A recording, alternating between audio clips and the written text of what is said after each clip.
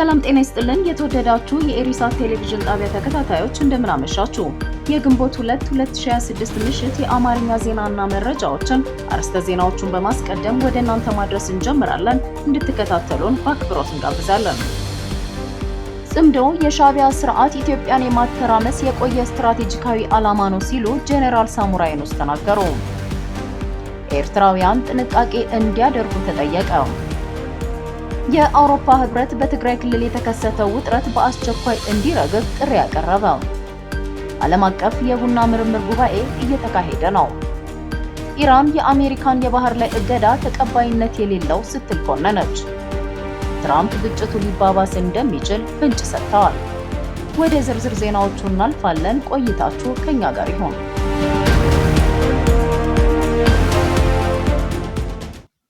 ጽምዶ የሻዕቢያ ስርዓት ኢትዮጵያን የማተራመስ የቆየ ስትራቴጂካዊ ዓላማ ነው ሲሉ ጄኔራል ሳሞራ የኑስ ተናገሩ።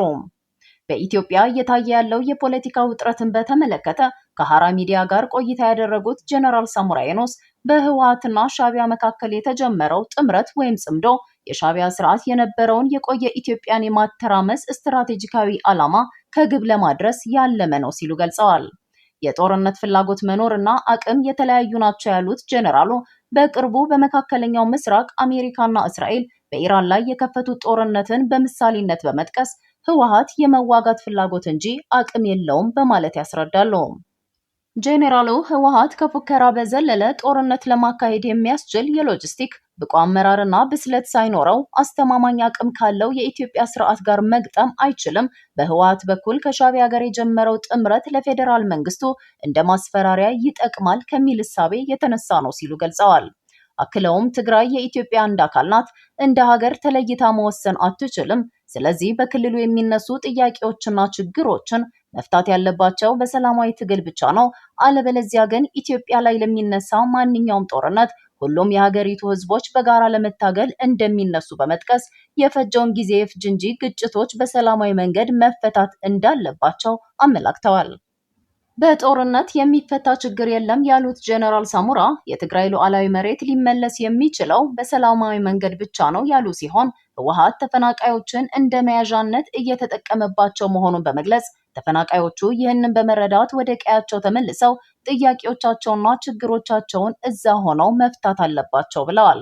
የሻዕቢያ ስርዓት በኤርትራ ላሉ ችግሮችና ስርዓቱ በአፍሪካ ቀንድ ሀገራት ብቸኛ ፈላጭ ቆራጭ የመሆን ህልሙ እንዳይሳካ ያደረጉት ወያኔዎች ናቸው ብሎ ስለሚያምን ለትግራይ ህዝብ ከፍተኛ ጥላቻ አለበት በማለት በአጠቃላይ ጽምዶ ሁለቱም ስርዓቶች ስልጣናቸውን ለማስጠበቅ የጀመሩት ግንኙነት መሆኑን በመግለጽ ጦርነት ሊጀመር ይችላል የሚል እምነት እንደሌላቸው አብራርተዋል።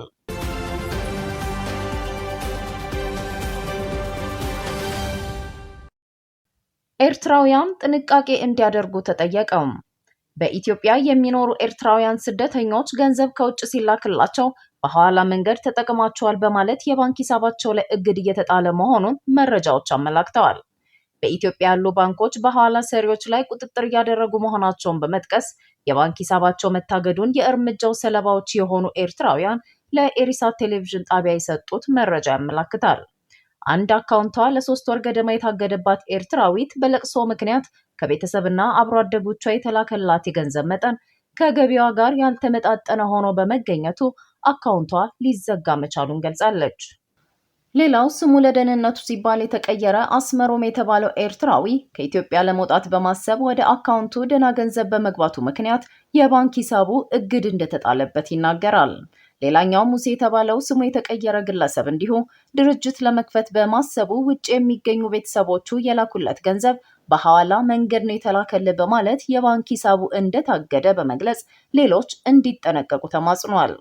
በአዲስ አበባ በሺዎች የሚቆጠሩ ኤርትራውያን እንደሚኖሩ ይታወቃል። ሆኖም ከውጭ ሀገር ከቤተሰብና አብሮ አደጎቻቸው በየወሩ ገንዘብ ሲላክላቸው በሐዋላ ይሆን አይሆን የማያውቁት ብዙዎች ናቸው። በባንኮች ተጠርተው ሲጠየቁም ምንም የሚያውቁት ነገር እንደሌለ በመግለጽ የአንዳንዶቹ ሊከፈትላቸው መሆኑን ይናገራሉ። ኤሪሳት ጉዳዩን በተመለከተ ከአንዳንድ ባንኮች መረጃ ብትጠይቅም ለጊዜው መልስ ልታገኝ አልቻለችም። መልስ ስናገኝ የሰጡትን መረጃ ይዘን እንደምንቀርብ ለማሳወቅ እንወዳለን።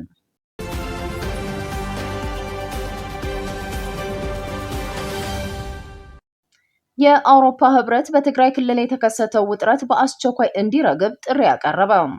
የአውሮፓ ህብረት በትግራይ ክልል እየታዩ ያሉ ክስተቶች ከፍተኛ ስጋት እንደፈጠሩበት ገለጸ። ህብረቱ ሁሉም ወገኖች በአስቸኳይ ውጥረቱን እንዲያረግቡና እንደ አውሮፓውያኑ አቆጣጠር በ2022 የተፈረመውን የሰላም ስምምነት ሊያዳክሙ ከሚችሉ ድርጊቶች እንዲቆጠቡ አሳስበዋል።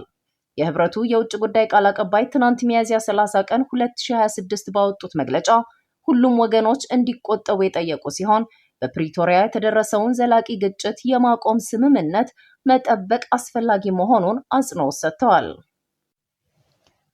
ህብረቱ አክሎም ስምምነቱን አደጋ ላይ ሊጥል የሚችል ማንኛውንም እንቅስቃሴ ያስጠነቀቀ ሲሆን ዳግም ወደ ግጭት እንዳይገባ መከላከል እንደሚያስፈልግ አሳስበዋል። በተጨማሪም የአውሮፓ ህብረት በወገኖች መካከል ያሉ ልዩነቶች በፖለቲካዊ ውይይት መፈታት እንዳለባቸው የገለጸ ሲሆን ለ2 ዓመት ከዘለቀው ጦርነት ገና በማገገም ላይ ባለው ክልል ዳግም ግጭት የሚከሰት ከሆነ አስከፊ መዘዝ እንደሚኖረው በድጋሚ አስታውቋል። ይህ መግለጫ የወጣው በሰሜን ኢትዮጵያ ዳግም ውጥረትና ያለመረጋጋት ስጋት በነገሰበት ወቅት ሲሆን የቅርብ ጊዜ ክስተቶች የሰላም ሂደቱ ዘላቂነት ላይ ጥያቄዎችን በማስነሳት ግጭቱ የመባባስ ዕድል እንዳለው ስጋት ፈጥረዋል። ህወሓት ይሁን የትግራይ ክልል ጊዜያዊ አስተዳደር በጉዳዩ ዙሪያ እስካሁን ያሉት ነገር እንደሌለ ተንታኞች የሰጡት መረጃ ያመለክታል።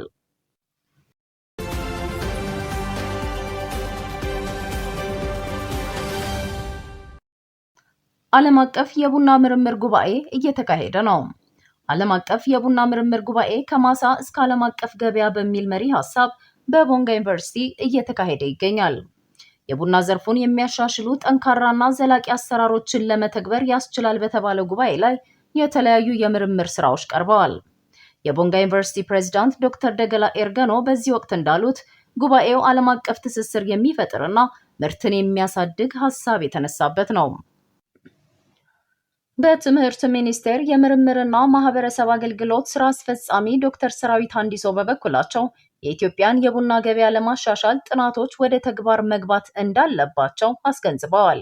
ዓለም አቀፍ የቡና ምርምር ጉባኤው በነገው ዕለት ይጠናቀቃል ተብሎም ይጠበቃል። ኢትዮጵያ በዓለም ገበያ ከዋና ቡና አቅራቢዎች ተርታ ብትመደብም የቡና ዋጋ ከጊዜ ወደ ጊዜ እየጨመረ በመምጣቱ ብዙ ኢትዮጵያውያን ቅሬታቸውን ሲያሰሙ እንደሚታዩ ዘገባዎች ያስረዳሉ።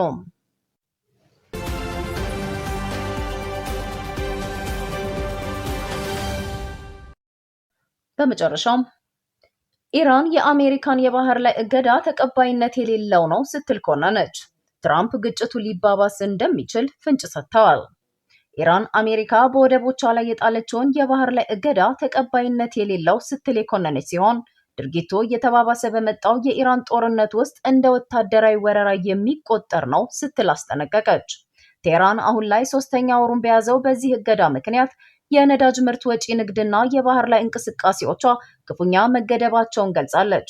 ድርጅቱ ሁኔታውን ዲፕሎማሲያዊ የጫና ዘዴ ከመሆን ይልቅ የወታደራዊ ዘመቻዎች አካል በማለት ገልጾታል።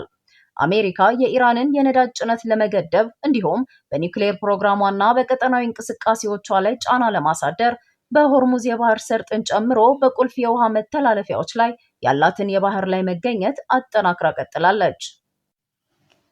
የአሜሪካው ፕሬዝዳንት ዶናልድ ትራምፕ ዋሽንግተን አስፈላጊ ሆኖ ከተገኘ ተጨማሪ እርምጃዎችን ልትወስድ እንደምትችል በመግለጽ ውጥረቱ ይበልጥ ሊባባስ እንደሚችል የጠቆሙ ቢሆንም ለድርድር የሚሆን ጠባብ ዕድል መኖሩን ግን አልሸሸጉም። ይህ በሁለቱ ሀገራት መካከል የተፈጠረው አለመግባባት በመላው ቀጠና ያለውን ውጥረት ያባባሰው ሲሆን የዓለም አቀፍ የንግድ መርከቦች መተላለፊያ መስመሮችን ከማስተጓጎሉም በላይ በኢነርጂ ገበያው ላይ አለመረጋጋትን ፈጥሯል። ተንታኞች እገዳው ለረጅም ጊዜ የሚቀጥል ከሆነ ሰፊ የኢኮኖሚ መዘዝ ሊያስከትል እንደሚችል በማስጠንቀቅ ላይ ይገኛሉ።